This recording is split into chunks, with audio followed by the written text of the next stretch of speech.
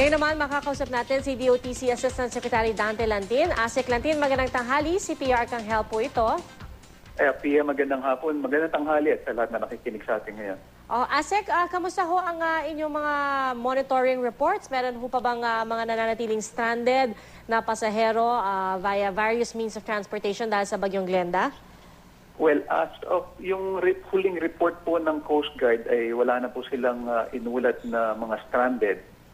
Yung huling ulat nila stranded is yesterday pa po yun, no?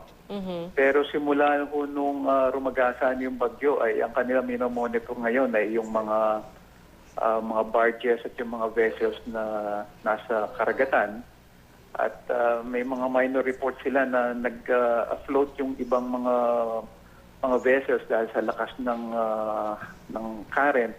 At ito ang kanilang sinusubaybayan ngayon at pinipilit na madala muli sa baybay dagat.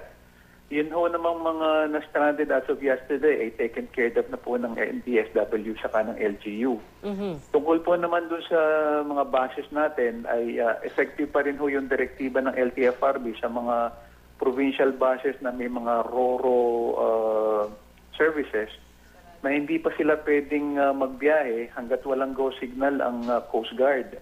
And sabi ko naman ng Coast Guard, hindi nila i-lift yung kanilang order na bawal magbiyahe sa karagatan hanggat wala hong go signal ang pag-asa. Kaya interrelated po yan.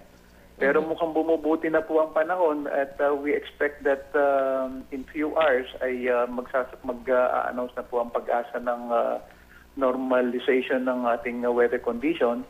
And that will give the go signals Coast Guard para i-lift yung kanilang order of no sailing, which would in effect trigger naman sa LTFRB na ipatuloy na yung operation ng mga RoRo bases ng sa ating may mga franchise holders, no.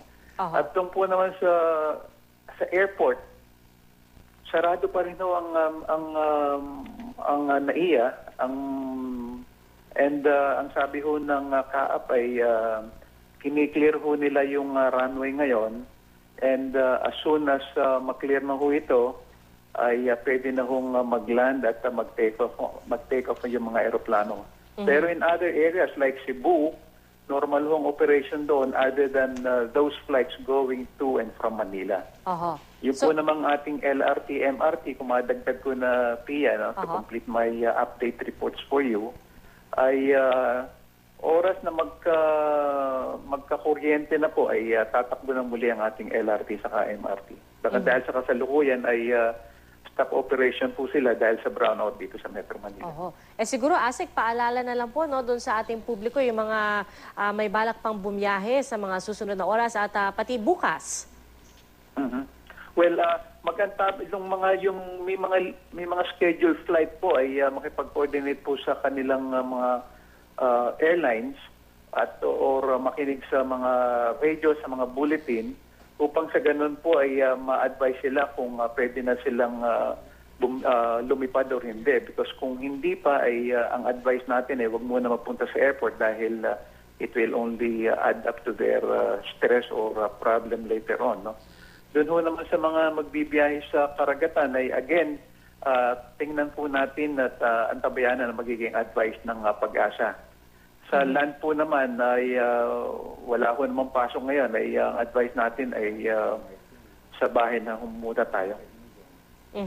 Alright, DOTC Assistant Secretary Dante Lantin, maraming salamat po. Magandang tanghali. Maraming salamat, Pia. Magandang hapon.